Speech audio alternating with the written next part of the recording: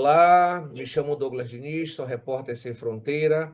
Está no ar o podcast Debate Info-Revolução, do portal Info-Revolução, notícias 24 horas no Brasil e no mundo. Boa noite a todos, boa noite a todas. Ela é a primeira advogada do seu povo, lutadora incansável em defesa dos direitos dos povos indígenas, trabalhou na tradução da Constituição Brasileira para o idioma Nhangatu. Hoje eu converso com Inorica Namari.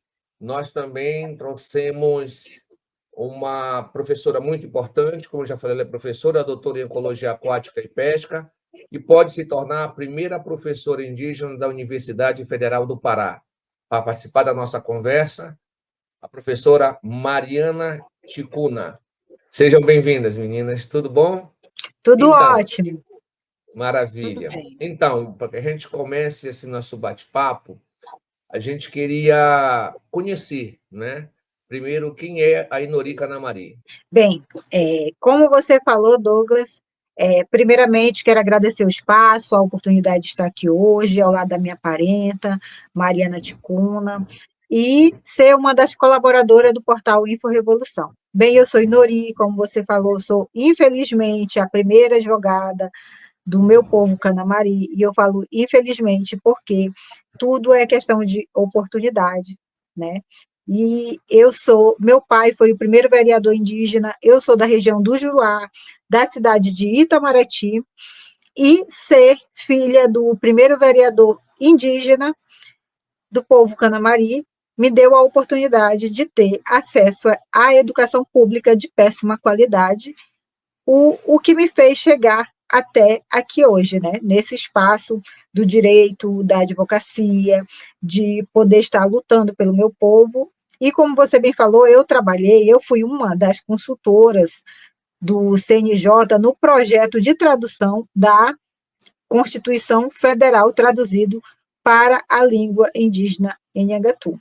Eu sou advogada há quase 10 anos e eu milito na área dos direitos humanos dos povos indígenas, fazendo a defesa em âmbito coletivo dos povos indígenas que habitam a região do Amazonas, mas também já atuei fazendo a defesa de indígenas Uarau da Venezuela em organizações humanitárias internacionais. Enfim, muito obrigada mais uma vez pelo espaço e vai ser um bate-papo excelente, tenho certeza. Obrigado, Inori. Quem é Mariana Ticuna? Boa noite. Eu quero primeiro agradecer ao convite, né, do Douglas, cumprimentar a parenta, né, Inorica Namari, que tem me auxiliado, né, ela tem seguro na minha mão, né, e depois a gente vai conhecer um pouquinho mais dessa luta, né. Bom, eu sou a Mariana Ticuna, eu sou do povo Ticuna, do Alto Solimões, né, nós somos de Atalaia do Norte, e a minha luta ela tem sido em prol da educação, né? Eu venho de uma família de baixíssima escolaridade e fui muito incentivada, sempre muito estimulada pela minha mãe, que tinha só a segunda série, né? A estudar e a essa sabedoria, né? O meu avô também era semi-analfabeto e ele me dizia que ele achava tão bonito quando eu escrevia, achava tão bonito aquele monte de letrinha. Então, eu estudei, né? Eu estudei escola pública, nós fomos nômades por algum tempo, meu pai foi indigenista da FUNAI, então nós residimos em diversos municípios por conta do trabalho dele, né? E nesses diversos municípios eu sempre busquei no estudo uma forma de dar orgulho para minha família, né? E nós nos estabelecemos aqui em Belém do Pará, né? Onde eu estudei, fiz o mestrado, fiz o doutorado, sempre sem entender muito direitinho como é que o meu conhecimento ele não era tão válido, né? Como é que eu tinha que citar sempre outras pessoas para validar o meu conhecimento. Então, com isso, eu me tornei educadora popular, né? E comecei a trabalhar em comunidades, com comunidades indígenas, com comunidades quilombolas, com comunidades ribeirinhas, né? Nesse sentido sempre de valorização do conhecimento local, de valorização desses diversos saberes, e me construindo como ponte para que essas vozes pudessem, de fato, ecoar dentro dos espaços onde a gente circulava. Essa sou eu. Que maravilha, um prazer novamente recebê-las. Sem sombra de dúvida, vai ser um momento de muita troca, de muito conhecimento. E Nori, você como articulista do InfoRevolução, você tem afirmado, a partir dos seus artigos, que você vive, né, no estado mais indígena do Brasil, porém o mais racista e o mais xenofóbico. Eu queria que tu pudesses expressar como se materializa isso, não só no estado do Amazonas, né, se isso também perpassa todos os espaços, se está de forma localizada, como isso se materializa na universidade, como é que tu vê isso, na verdade, né, a nível nacional, e como isso se materializa, isso que tu tantos fala, que tu tanto afirma, né, de viver numa sociedade muito racista e muito xenofóbica. Boa pergunta, Douglas, porque o racismo, o preconceito e a xenofobia, eu tenho defendido que depois das invasões e dos assassinatos, é o que mais mata pessoas indígenas, profissionais indígenas, e, infelizmente, isso é uma prova de que a sociedade ainda não vê o indígena como pessoa, como ser humano. E, enquanto mulher indígena advogada, infelizmente, eu sempre passei por situações de racismo, preconceito e xenofobia. Daí, essa minha vontade de ser advogada, né, para tentar minimizar essa realidade. Quando criança, eu sempre fui a única indígena nos espaços. Eu era a única criança indígena na escola, eu e meus irmãos, e nós estávamos ali porque o meu pai era um vereador, mesmo ele só sabendo escrever o nome, certo? E, como eu falei, durante a minha infância, eu enfrentei grande racismo por ser a única criança indígena naquele espaço. A cidade da onde eu sou, que é Itamaraty, é uma cidade que hoje tem cerca de 7 mil habitantes, e eu já moro em Manaus há 20 anos. E eu lembro que teve um juiz em 2016 que teve uma decisão, que inclusive está em um livro da antropóloga Claudina Maximiliano, que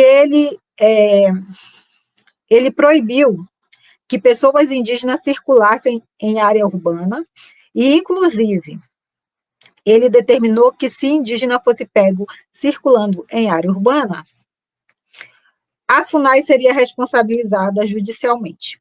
Enfim, para você ver o nível de racismo. Eu vi pessoas indígenas morrerem por conta do racismo, do preconceito e da xenofobia. Morrerem porque buscam tratamento médico, e esse tratamento médico, na atenção básica, nas UBS, é negado somente pelo fato da pessoa ser indígena. Pessoas não terem acesso aos seus direitos fundamentais mínimos, que é saúde, que é educação e que é dignidade enquanto pessoa humana. Então, assim, durante a faculdade eu também era a única aluna indígena. E eu estou em uma área que é o direito, e o direito brasileiro, ele ainda é quase que composto exclusivamente por pessoas ricas. Então, eu sou a minoria nesse espaço e, ao mesmo tempo, a exceção desse espaço. E, quando eu falo do racismo em nível Amazonas, é claro que isso perpassa, e não é só o Amazonas, é em nível nacional, e eu já aproveito para contar rapidamente que em 2021 eu tive uma situação de racismo em que eu passei, porque geralmente eu sempre acompanho alguém que está sofrendo racismo, mas eu já passei diversos fatos, mas, assim, um dos que realmente me marcou foi na Universidade Federal do Pará, em 2021, quando eu tentei uma vaga para o mestrado, e aí eu passei em todas as fases, e na banca de heteroidentificação, mesmo eu tendo a declaração do meu povo, e mesmo eu apresentando posteriormente o registro de nascimento indígena expedido pela FUNAI, a antropóloga, que fazia parte da banca, disse que eu não era indígena.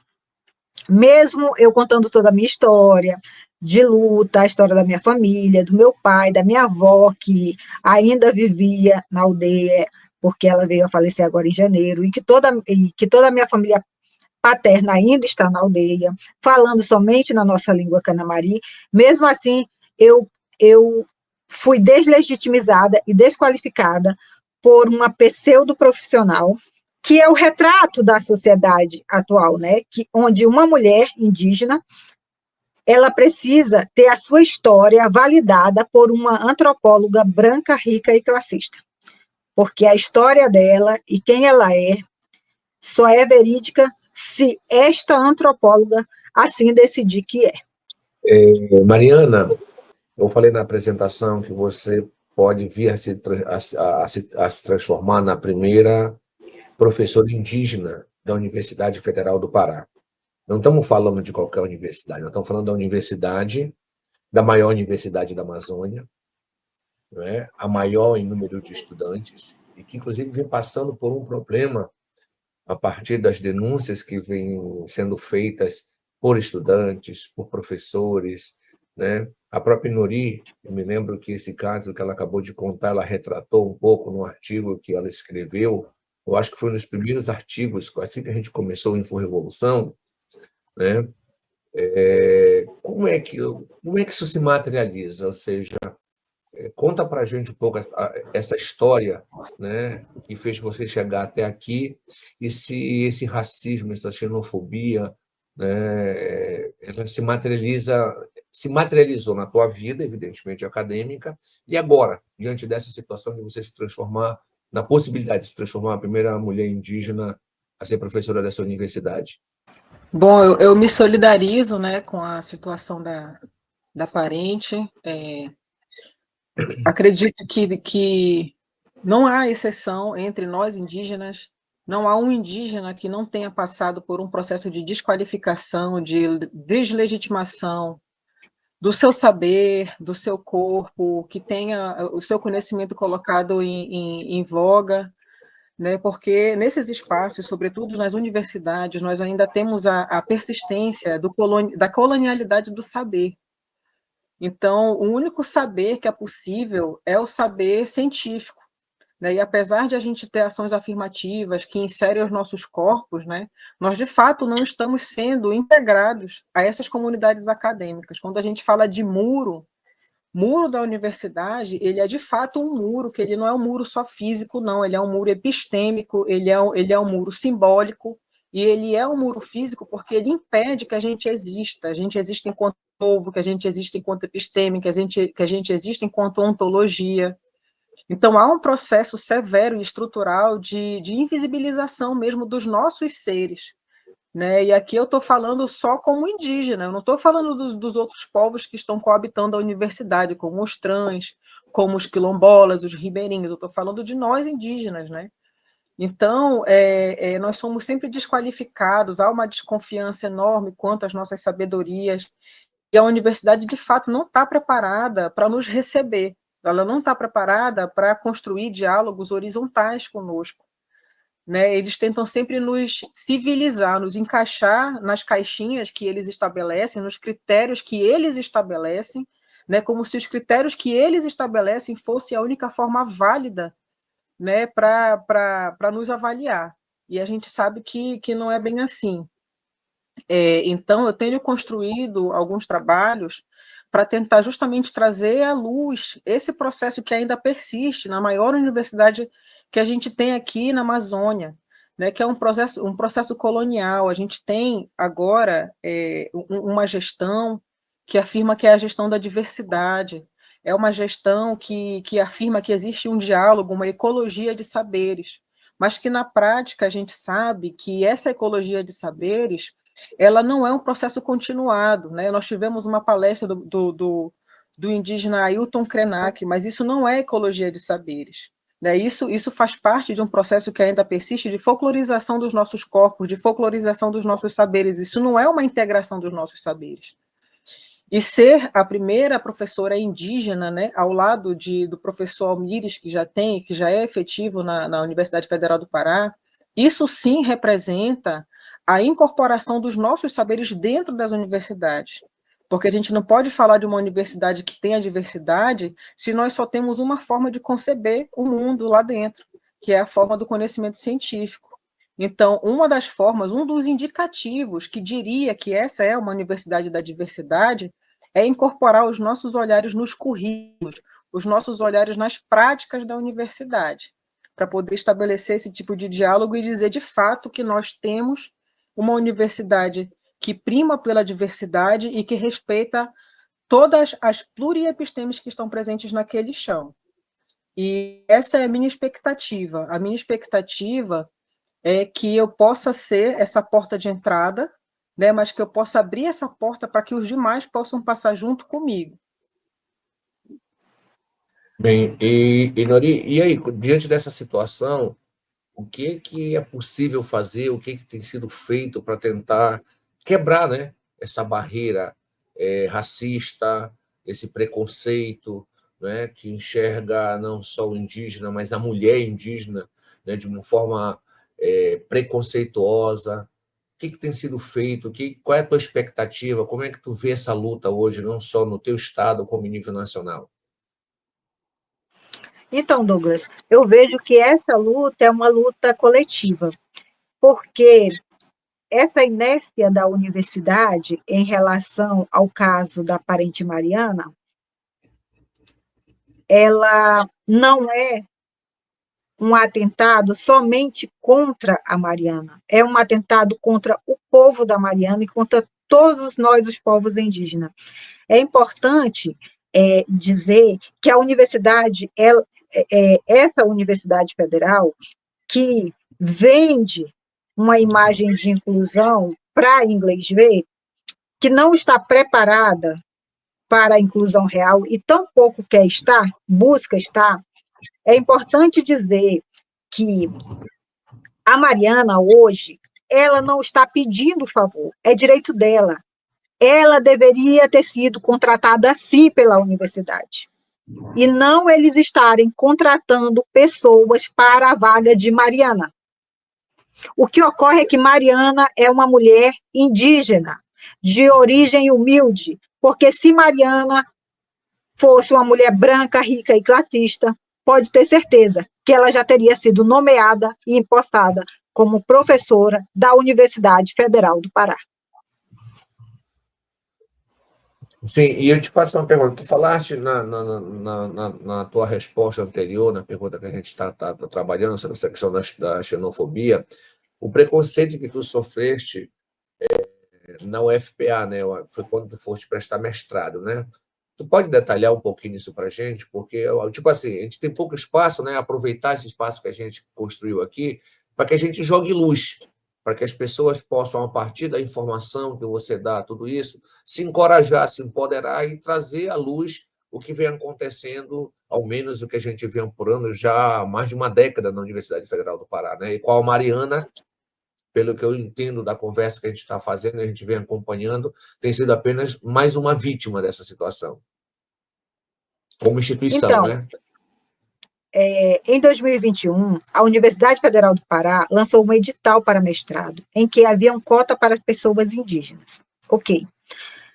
Eu me inscrevi nessa cota, existia duas etapas, que era a inscrição, a apresentação de pré-projeto, passava e ia para a banca de heteroidentificação, que era a última etapa. Não só eu, como todos os parentes, nós passamos pela banca de heteroidentificação, apresentamos todos os documentos solicitados pela universidade, porém, esses documentos só tinham validade, por mais que fossem expedidos pela FUNAI, eles só tinham validade se a própria antropóloga dissesse que nós éramos indígenas. Ela tinha que nos reconhecer, porque o documento da FUNAI não valia nada para eles, nossa história não valia nada. Ou seja, o que ocorreu é que não só eu, mas outros indígenas também foram desclassificados pela banca de heteroidentificação e as vagas de pessoas indígenas foram para pessoas não indígenas. Eles ocuparam a vaga porque era o que estabelecia o edital. Se os indígenas fossem reprovados em uma das fases, as vagas seriam para pessoas não indígenas. E aí, Douglas, é muito importante falar que eu tenho defendido que, além de Rani, eu tenho toda uma história que comprova toda a minha luta junto ao meu povo e junto a outros povos, toda a minha vida, a luta do meu pai, da minha avó, como primeira cacica do povo Canamari, né? Porque o nosso povo, a regra é homens serem cacique, enfim, toda uma história documentada, de entrevistas minhas em grandes emissoras, como o Globo, o UOL, enfim, várias entrevistas minhas que encontram-se na internet, é só dar um Google, que se houvesse alguma dúvida quanto ao meu pertencimento, o Google traria à luz, né, essas respostas, não somente em relação a mim, como em relação a outros parentes.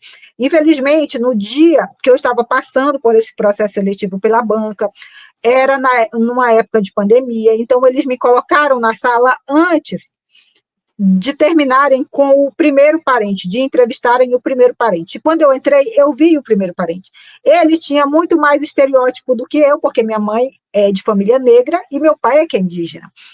E então ele tinha todo o estereótipo, eu não sei a documentação que ele apresentou, mas quando eu entro na sala virtual, ela já estava gritando com ele e tentando deslegitimizá-lo também perante a banca, dizendo que ele não era indígena, e fazendo várias acusações. Enfim, depois disso, ela começou a me entrevistar, só que em nenhum momento ela me deixava concluir a minha fala. Ela, o tempo todo, me acusava de apresentar documentos falsos e de não ser Canamari, de tentar fraudar uma cota. Coisa que, se isso fosse real, a própria Universidade Federal deveria ter me denunciado para o Ministério Público Federal para que este me investigasse. Essa deveria ter sido a postura da universidade.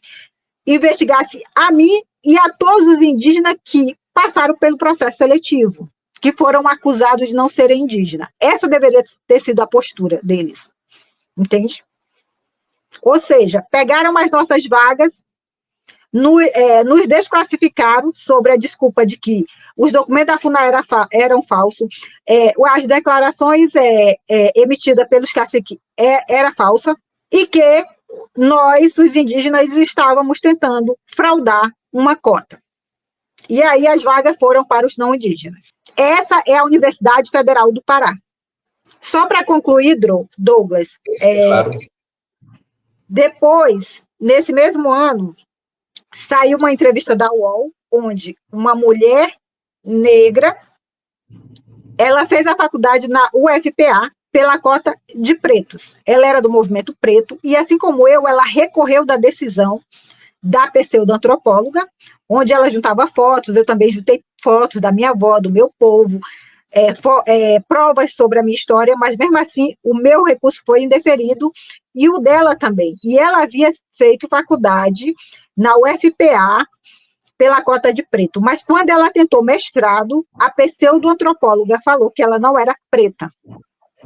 Ou seja, por mais que ela seja preta, porque é visivelmente preta, ainda assim ela precisa ser validada por uma pseudo-antropóloga. Uhum. Entendi. Mariana, me parece que nesse ponto chegamos da tua situação, né? Para que as pessoas que nos assistem possam entender o drama, eu digo que é um drama, né? Porque você tem que provar o que você né? Ser questionada, ter que enfrentar chicanas, né? Que ocorrem para tentar burlar editais e etc. Conta um pouco para a gente a tua história e por que tu ainda não foste nomeada professora da Universidade Federal do Pará. Eu realmente me solidarizo novamente, né, com a história da parente, que infelizmente não é só dela, a gente compartilha também desse processo de violência que é uma violência que eu vou chamar de violência burocrática, né? Nós temos muitos parentes, por exemplo, no meu território. Eu tive muita dificuldade agora de provar na heteroidentificação a minha origem, porque eles pediam a assinatura da liderança e eles deram um prazo de 48 horas para a gente conseguir. Só que a gente sabe que nos territórios indígenas nem sempre a internet pega, né? É muito difícil de tu conseguir tirar um parente lá do meio do mato, às vezes ele está na roça, né? Às vezes ele está na pesca, para ele assinar um papel, para ele fazer um PDF, para ele mandar para o correio. Então, esse tipo de burocracia, ele atrapalha muito os povos indígenas, né? Sobretudo esses que estão querendo entrar na UFPA. Muitas vezes a gente se desloca dos nossos territórios com os nossos documentos, que a gente consegue esses documentos assim a muito custo, né? E a gente precisa passar por toda essa violência, por todo esse constrangimento burocrático para a gente provar quem nós somos.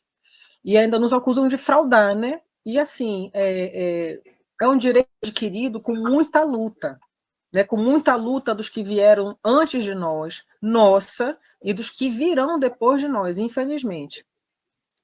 E esse entrave burocrático é uma das principais justificativas para a minha não nomeação.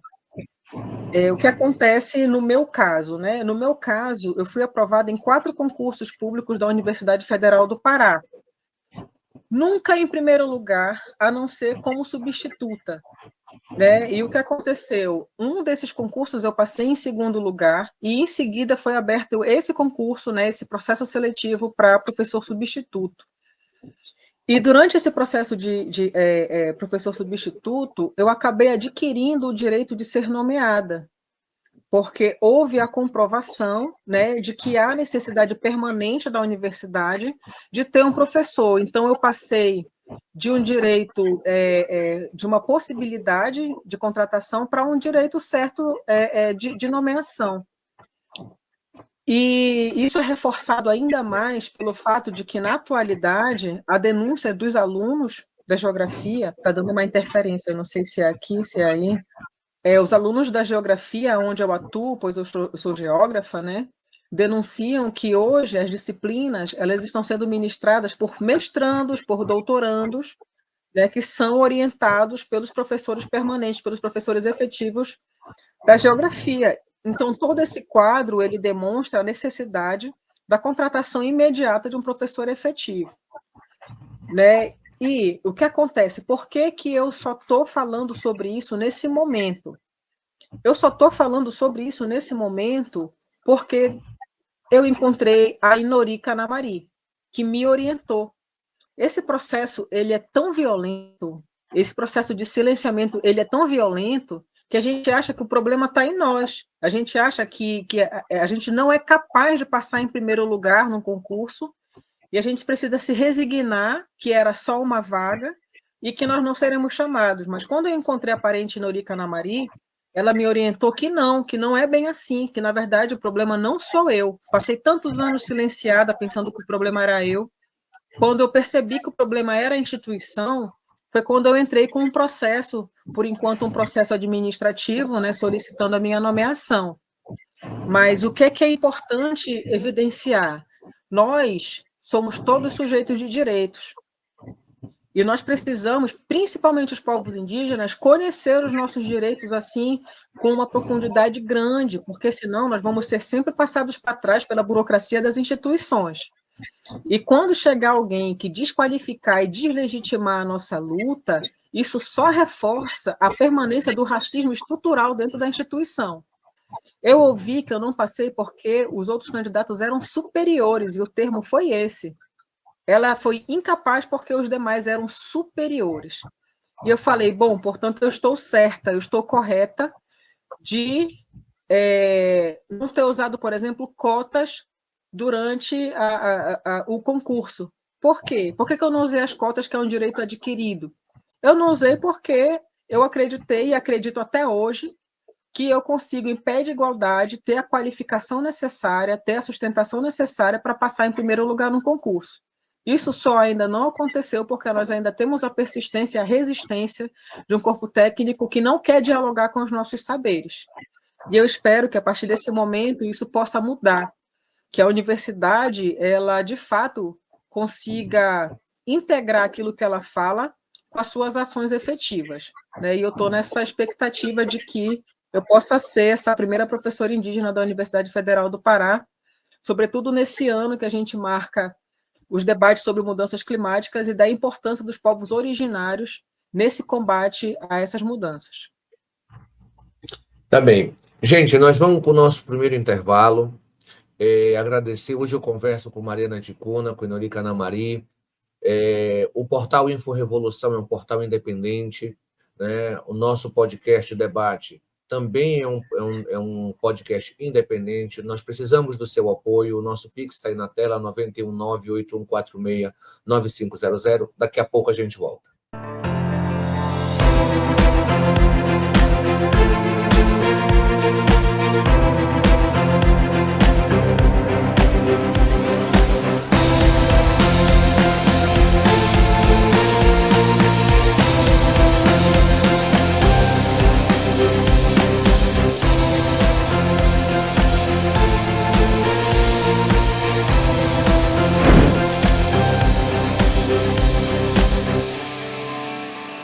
Estamos de volta com o debate InfoRevolução.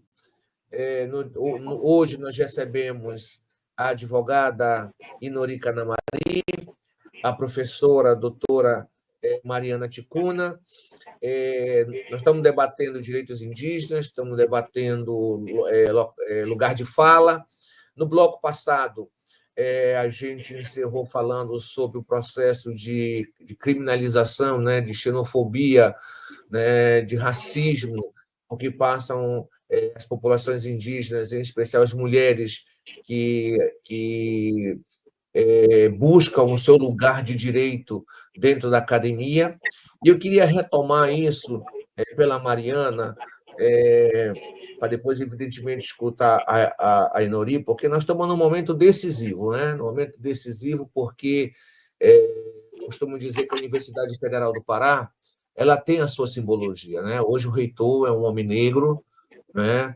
Que foi dirigente sindical, e é uma grande contradição para a Universidade Federal do Pará, ser a maior da Amazônia, está passando por dois momentos, na verdade, três momentos muito delicados. As denúncias contra a antropóloga Jane, que foi feita por estudantes universitários que a denunciaram por reprovação, né? O processo que envolve a Inori, a qual ela relatou no bloco passado, e a tua situação, Mariana. Então, qual é a perspectiva? Ou seja, eu sei que houve uma audiência na universidade, né? Seria importante, porque as pessoas, a gente, quando resolve jogar luz sobre as coisas, a internet é terra de ninguém, né? Tipo assim, então vem comentários de todos os lados, né? Mas ela é indígena mesmo, como é que fica, como é que está, tal, isso.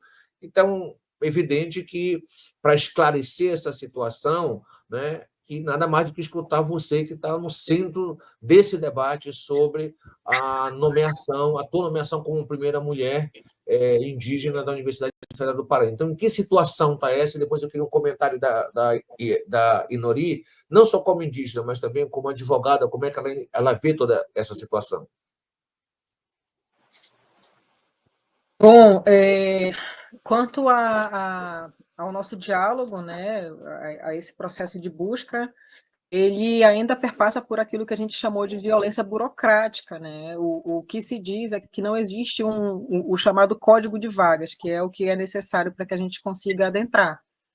Então, já são alguns anos que existe esse discurso, né?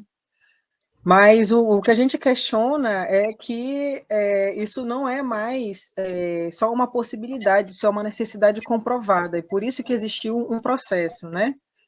E esse processo, hoje, eu compreendo que ele está muito maior do que o meu caso, né? Esse processo, ele é um processo que mostra a necessidade de que a gente, como diziam os parentes antes, que a gente refloreste a universidade, que a gente demarque esse território, que é um território do saber, Nós temos esse processo de demarcação dos nossos territórios e falta esse território para a gente demarcar. A gente precisa estar nos espaços de discussão, a gente precisa estar nos espaços de gestão. Nós temos capacidade para isso. O que nós não conseguimos é que a gente sempre para nessas barreiras burocráticas, né? E a minha luta é para que os povos indígenas dentro da universidade eles parem de ser só objeto de estudo, que é o que a Parenta estava comentando. Nós somos objeto de estudo, nós temos os nossos territórios estudados e evidenciados e folclorizados e os nossos corpos da mesma forma, e não nos enxergam como sujeitos de saber. Nós somos capazes de produzir conhecimento, nós temos qualificação, porque a gente acaba se encaixando dentro desse contexto para que a gente possa ocupar esse espaço, né? E ainda assim se constroem essas narrativas e se constroem essas barreiras, né, que se tornam barreiras físicas, barreiras simbólicas, para que a gente, de fato, não efetive esse nosso processo de demarcação. Então, na última reunião que nós tivemos, né, que foi uma reunião na vice-reitoria, onde estiveram presentes alunos indígenas que demandaram a necessidade de ter uma representatividade, alguém que compreenda a diversidade de povos indígenas, de línguas, de costumes que estão presentes naquele território da UFPA, que é um território pluriepistêmico, né? E ainda assim a resposta esbarrou na necessidade de buscar junto ao MEC e não se criou nenhuma ata, não se criou nenhum processo interno, né, na busca por essa vaga. Portanto, eu dei entrada num processo orientado, né, solicitando a minha nomeação por conta do que a gente chama de preterição da universidade. E eu tenho sido preterida diante desse processo. E eu gostaria de reafirmar, né, que a gente não precisa pedir permissão para existir. Nós existimos, né? E as nossas vozes hoje estão fortalecidas, as nossas vozes estão ecoando. Nós somos protagonistas das nossas histórias, né? E eu estou aqui para mostrar que nós indígenas, nós pensamos, nós falamos e, sobretudo, nós ensinamos também. E, já que a universidade ela é um espaço de ensino, eu estou preparada para ajudar a demarcar esse território. Yuri? Acho que foi isso. Então, né? Eu acho interessante que a universidade ela prega tanto a inclusão, a diversidade, e, infelizmente, na prática, nós não temos observado isso. A nomeação da Parente seria uma ótima oportunidade da universidade, né, diminuir essa má fama que tem, que é uma fama racista, preconceituosa e xenofóbica. E aí eu trago a situação que, se Mariana tivesse saído em primeiro lugar, ainda assim ela seria violentada, ainda assim ela enfrentaria burocracias, sim, porque a luta dela seria tentar ter a validade de uma banca onde uma banca de heteroidentificação que iria acusá-la de estar fraudando uma cota, dela não ser indígena, justamente para que essa vaga de Mariana fosse para uma pessoa branca, rica e classista. Eu fico muito triste, porque é interessante, né, a gente perceber que eles têm uma fala muito de reparação, e no caso de Mariana, e no caso de todos os outros parentes que foram violentados, e sim, todos sabiam, a universidade toda sabia, os reitores sempre souberam. Não existe reparação com quem tentou suicídio por ser aluno dessa pseudoantropóloga. Não existe reparação por quem desistiu do mestrado ou do doutorado por estar sendo perseguido por essa pseudoantropóloga. Não existe reparação na falta da nomeação de Mariana, sabe por quê? Porque você repara, como eu sempre falo, um objeto, quando ele se quebra, aí você consegue reparar o pé de uma mesa, de uma cadeira, mas uma violência que foi sofrida e que está sendo sofrida não só por Mariana, mas pelo povo dela, porque isso, a ausência dessa nomeação não atinge Só, Mariana, atinge todo o povo ticuna e atinge todos os povos indígenas, porque sim, nós estamos sendo vítima, sim, de uma universidade que ainda se comporta como se o nosso papel fosse ser objeto de estudo e não sujeito de direito, assim como a parente falou. E eu espero, de verdade, que a nomeação da parente saia, e que sim, iremos lutar por essa nomeação, porque é direito de Mariana. E não se abre mão de direitos. É sobre respeito, é sobre justiça e é sobre direitos. Uhum. Gente, nós vamos ter esse ano, bem, nós estamos já há poucos dias da realização da COP30 e da Cúpula dos Povos.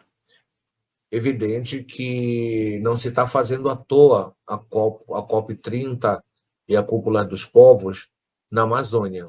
Tem a ver com tudo que a Amazônia significa, não só em relação aos seus povos, mas também as enormes riquezas, né? Ou seja, então tudo vai estar em debate, tudo vai estar em debate. E eu não tenho dúvida de que os artigos que a Inori vem escrevendo, as entrevistas que a Mariana vem dando, as notas de solidariedade feitas por inúmeras entidades, as pessoas se pronunciando, isso vai ganhar uma dimensão, e sem sombra de dúvida, se a universidade quisesse, onde vai se realizar a Cúpula dos Povos, a UFPA quisesse ser menos expostas, vamos dizer assim, diante dessa situação, ela teria como resolver isso o quanto antes, porque eu imagino o quanto deve ser angustiante para a Mariana estar nessa guarda e o quanto é angustiante para a Inori ter que expressar publicamente, né, todo o sofrimento com que ela passou, tudo isso. Ninguém gosta de voltar atrás, né, expor as suas chagas, o sofrimento que obteve e que passou no passado. Como é que vocês estão pensando isso? Por exemplo, nós sabemos que vai ter vários debates na cúpula, em especial na Cúpula dos Povos, hein? Porque a COP30 é mais um negócio, né? É mais um negócio, mas a Cúpula dos Povos não. A Cúpula dos Povos vai ser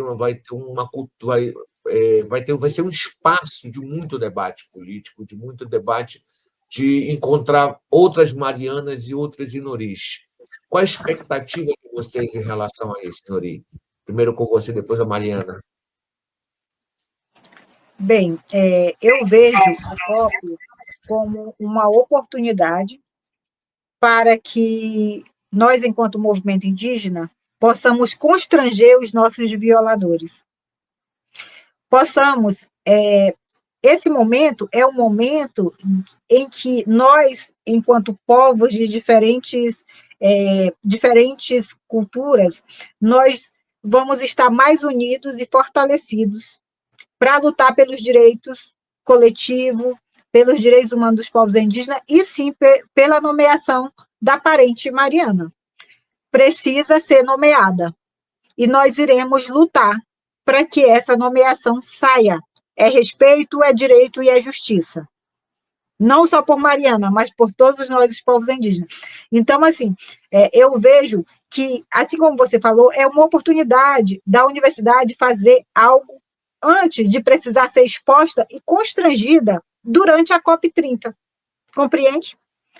Eu, enquanto mulher indígena inteligente que sou, eu tomaria as medidas cabíveis para que a nomeação de Mariana saísse antes da realização da COP30. Porque na COP30 estaremos todos aí, fortalecidos e se fortalecendo enquanto movimento indígena, para lutar pelos nossos direitos e pela nomeação de Mariana como primeira professora indígena da UFPA. Eu agradeço, né? Todo esse apoio que eu venho recebendo. É muito difícil estar no nosso lugar, no meu e no lugar da parente, porque a gente está muito exposta, né? A gente realmente é necessário muita coragem para fazer o que a gente está fazendo, né? Eu vou te dizer que não é fácil. A gente, nesse momento, é como se a gente estivesse personificando essas chagas e essas dores que é de vários povos, não é só nossa, né? A gente está personificando, a gente está representando. e nós estamos muito expostas. Agora, assim, o que é que eu preciso deixar bem assim, compartilhar, né, aqui nesse momento, nessa oportunidade de conversa? É que enquanto a minha identidade indígena, enquanto a minha etnia, ela era só um dado, né, na minha posição como professora substituta, ela era muito tolerada, né? Todo mundo gostava, achava legal, falava de diversidade, falava da minha didática, falava da minha metodologia, achavam interessante, me achavam bonita, mas na medida em que eu comecei a lutar de fato, né, pelos meus direitos, né, na medida em que isso se tornou uma luta, isso já não foi mais tão tolerado, né? Na medida que eu falei assim, olha, eu tenho direito, né, porque eu tenho qualificação, eu não tenho direito por ser indígena, eu tenho direito pela minha qualificação, porque eu estudei para estar onde eu estou. Né, começaram a questionar e deslegitimizar a minha luta, falando, mas é porque ela é indígena e agora ela está querendo falar isso. Não, não. Não é porque eu sou indígena, é porque eu sou qualificada para isso. Né? E quando a gente fala sobre esse tipo de questionamento, a gente está falando de uma exposição desse racismo estrutural, dessa colonialidade do saber, né? E dessa perspectiva de que o lugar para um professor efetivo não é para um nativo. O professor efetivo ele tem que ser uma pessoa que não é originária. Né? E hoje, o que é que a universidade ainda não entendeu? É que essa luta, como a parente colocou, ela não é uma luta individual.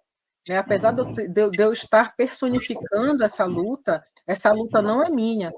Né? Essa luta é uma luta coletiva, né? E a gente tem o apoio de várias entidades e de vários povos para mostrar que eu não estou sozinha nisso. Né? A primeira parente que segurou a minha mão foi a Inori Kanamari, né? Porque os demais parentes todos têm medo, né? É uma estrutura que de fato é violenta, que nos constrange. Então, a coragem da Inori, ela de fato passou para mim, né? E eu tive coragem de seguir em frente, de seguir adiante, de fato enfrentar, né?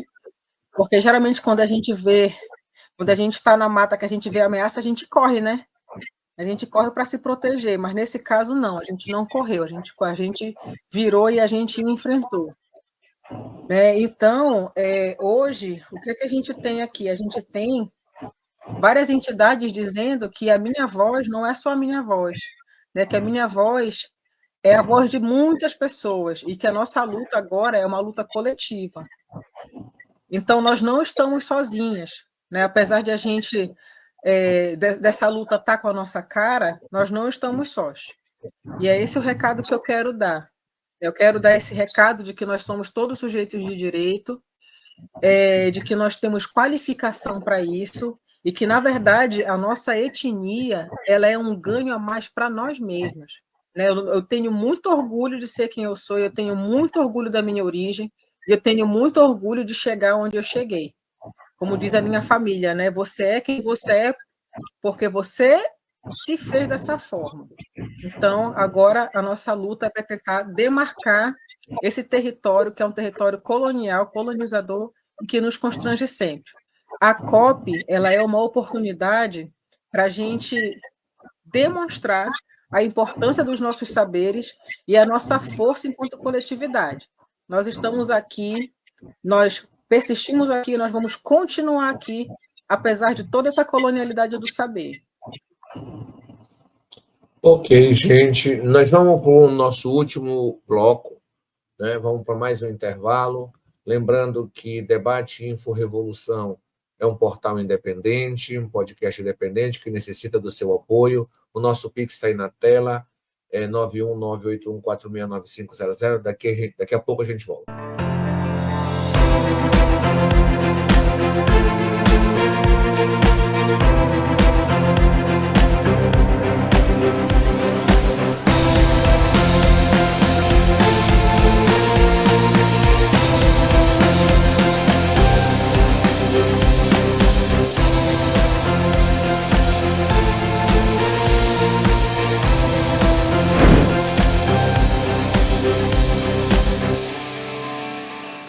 Olá, estamos de volta com o Debate Info Revolução para o nosso último bloco.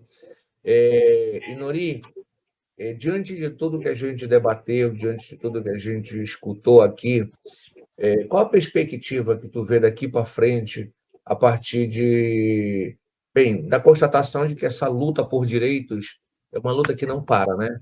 Qual é a tua avaliação? E depois eu queria escutar a Mariana também sobre esse tema. Bem, infelizmente, na prática, a gente acaba vendo coisas absurdas ocorrendo de violência contra nós, contra nossos parentes. Mas, assim, sinceramente, não só eu, e agora eu não falo só como Norica Ana Maria Advogada Indígena, mas eu falo também pelas organizações indígenas que estão apoiando a nomeação da parenta Mariana, que essa nomeação da Mariana, ela é urgente, né? Nós, enquanto povos indígenas, nós precisamos, sim, estar nos espaços, e algo que a Mariana acabou relatando, e eu quero só falar um pouquinho mais sobre isso, a sociedade não indígena, sobretudo os brancos, ricos e classistas, eles vendem uma imagem de inclusão que não é real, que é hipócrita. Na prática, ela não ocorre, infelizmente. E essa inclusão, geralmente, eles querem o indígena bonzinho, aquele que não reclama quando é violado, aquele que se cala, que tem medo de denunciar. E eu quero dizer, Douglas, que nós estamos em um momento diferente, que a Inori de 2025 não é a mesma Inori que passou por toda aquela situação em 2021. Tampouco os meus parentes são os mesmos. Nós estamos cada vez mais certos e fortalecidos de que a nossa luta ela é eterna, mas a gente vai persistir lutando e que essa luta ela representa para nós essa luta por espaço, por reconhecimento dos nossos saberes, de quem nós somos. Ela representa, para nós, os povos indígenas, e aí, puxando para o caso, mais uma vez, da Mariana, que é urgente, que é necessária essa nomeação, que nós estaremos na COP reivindicando esses direitos, inclusive a nomeação da parente Mariana. É importante, né? Nós estaremos, as organizações que prestaram apoio, que publicaram nota de repúdio, que estarão presentes na COP, nós estaremos juntos reivindicando a nomeação de Mariana e nós lutaremos até o final por essa nomeação. E eu sei que vai ficar muito feio, ainda mais feio do que já está para a imagem da UFPA, caso essa nomeação não ocorra.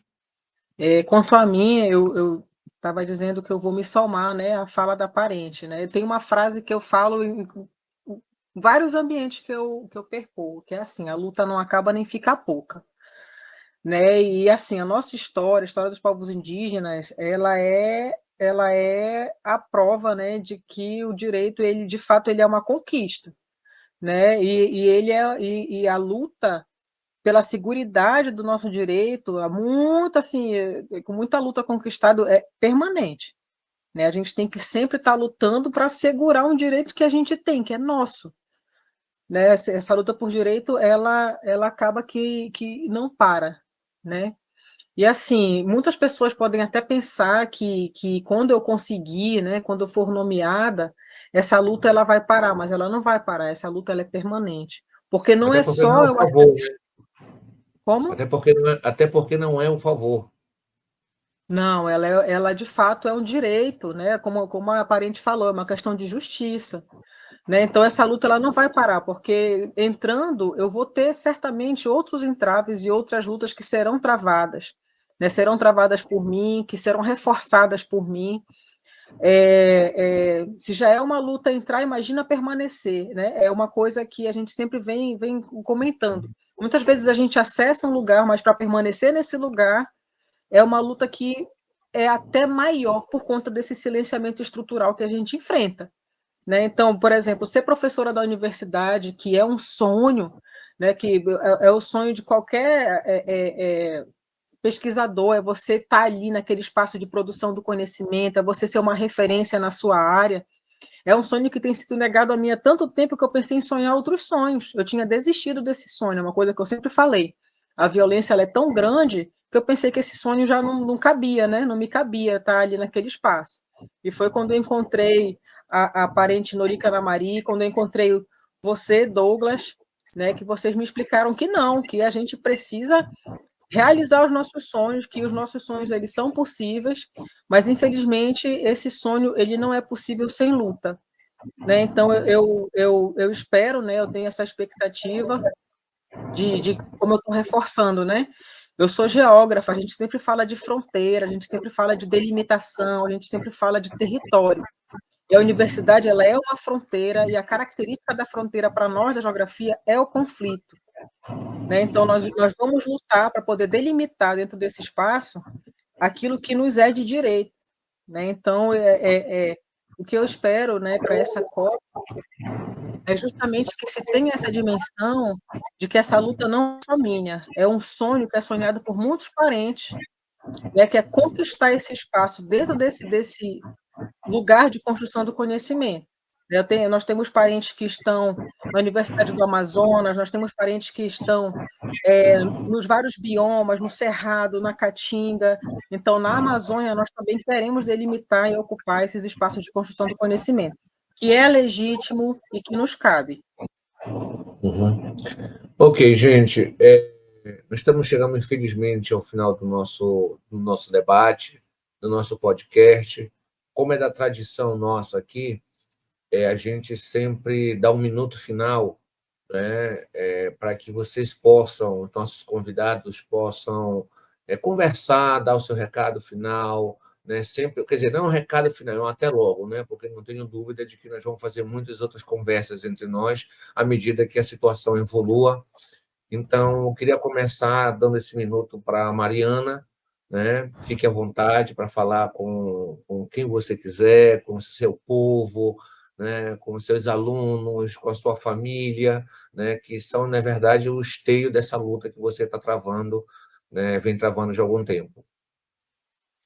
Bom, eu quero, então, agradecer, né, primeiramente a esse espaço, agradecer ao Douglas, agradecer à parente Norica Namari, por toda a orientação, por todo o apoio. Acho que é importante que a gente tenha todos esses esclarecimentos, né, e que a gente possa se sentir seguro para falar com muita franqueza. Eu quero agradecer primeiramente também a minha família, né, ao povo ticuna, que tem manifestado toda a solidariedade, todo o apoio, que tem manifestado indignação, aos demais parentes, ao povo terena, ao povo aquenca, ao povo xerente, né, ao povo munduruku, que tem mandado mensagens no privado, manifestação de apoio, às parteiras, né, de breves, ao Movimento Social Moeda Verde, os meus alunos, que têm uma parceria incondicional, e sempre apoiam as causas que eles julgam justas, e essa é uma das causas justas que eles apoiaram também, né? E são vozes dissonantes da Amazônia, né? São vozes de amazônidas que estão agora ecoando, antes ecoavam só dentro daqueles muros, mas que hoje também ecoam no muro afora da universidade. Então, eu agradeço a todos e a cada um de vocês que se somam, né, junto comigo nessa luta, e quero dizer que, com muita força, com muita luta, nós vamos vencer. E Mariana e Nori? Douglas, eu quero agradecer mais uma vez pelo espaço, pela oportunidade, pelo acolhimento. É uma honra poder estar aqui com você, falando ao lado da Mariana. Eu quero dizer aos parentes que estão nos escutando e às pessoas, né, que lutam pelos direitos de nós, povos indígenas também, que infelizmente nós seguimos insistindo para pelo menos continuarmos existindo. E que sim, a nossa luta, infelizmente, ela ainda é muita insistência e resistência para assegurar o mínimo, né, que é o direito de existir nos espaços, em espaços de poder, comando e visibilidade também, e por que não? Nós somos pessoas, enquanto nós não formos vistos como pessoas e tratados como pessoas, sujeitos de direitos, né, nós seguiremos essa luta para assegurar esses direitos. Eu quero dizer, mais uma vez, obrigada a todos os parentes que seguraram na mão da parente Mariana, que estão conosco, porque essa luta, verdadeiramente, como eu venho falando, Mariana vem falando, e as organizações que se levantaram a favor também dessa luta, que estão na luta, nós estamos falando, essa luta ela é nossa. Um espaço que aceita nós, os povos indígenas, apenas como objeto de direito, apenas como objeto de estudo, e não como sujeitos de direito, como protagonista. Esse é o nosso lugar, de protagonista nesses espaços, seja na UFPA, seja onde nós quisermos estar, porque nós temos o direito de sonharmos e de querermos estar nesses espaços, sim. Então, é isso. Eu espero que nós possamos nos encontrar na COP, agora em Belém, e podermos, né, juntos, fortalecer ainda mais essa luta por respeito, justiça e dignidade. Obrigada. Obrigado, Inori. Obrigada, Mariana. Queria agradecer a paciência, né, o tempo de vocês, que eu sei que é corrido, né? Nós chegamos ao fim de mais um podcast Debate Info Revolução, o podcast do nosso portal de notícias 24 horas no Brasil e no mundo. Até a próxima, gente. Obrigado, Inori. Obrigado, Mariana. Tchau, tchau.